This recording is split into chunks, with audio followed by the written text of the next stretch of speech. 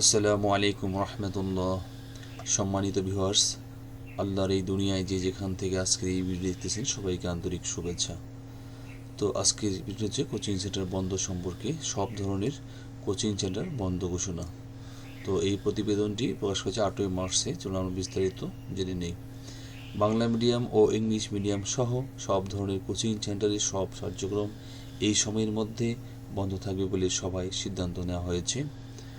তো পবিত্র মাহে রমজান ও আসন্ন ঈদুল ফিতর উপলক্ষে সারা দেশের সব ধরনের কোচিং সেন্টার বন্ধ ঘোষণা করা হয়েছে। একই সঙ্গে বিদেশি কারিকুলামে পরিচালিত ইংলিশ মিডিয়াম স্কুল আগামীকাল সোমবার 9 মার্চ থেকে ছুটির ঘোষণা করা হয়েছে। রোববার 8ই মার্চ শিক্ষা মন্ত্রণালয়ে মাধ্যমিক ও উচ্চশিক্ষা বিভাগের সভাকক্ষে অনুষ্ঠিত এক সভায় এ সিদ্ধান্ত নেওয়া হয়। সভায় ইংলিশ মিডিয়াম স্কুলের জন্য নীতিমালা প্রণয়ন এবং কোচিং সেন্টার নীতিমালা সংক্রান্ত আলোচনা করা হয়। সভায় সভাপতিত্ব করেন শিক্ষা এবং প্রাথমিক ও গণশিক্ষামন্ত্রী ডক্টর আ.ন.ম এহসানুল হক মিলন। সভায় মাধ্যমিক ও উচ্চশিক্ষা বিভাগের সচিব আব্দুল খালিক সহ সংশ্লিষ্ট কর্মকর্তারা উপস্থিত ছিলেন।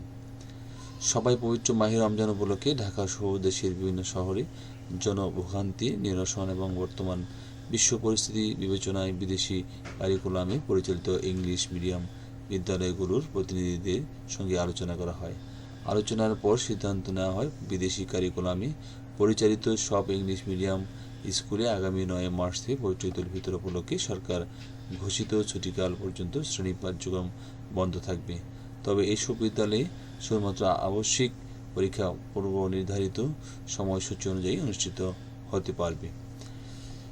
এছাড়াও বাংলা মিডিয়াম ও ইংলিশ মিডিয়াম সহ সব ধরনের কোচিং সেন্টারের সব কার্যক্রম এই সময়ের মধ্যে বন্ধ থাকবে বলে সবাই সিদ্ধান্ত নেওয়া হয়েছে। তো ভালো থাকবেন সবাই। আল্লাহ হাফিজ। আসসালামু আলাইকুম রহমতুল্লাহি ওয়া বারাকাতুহু।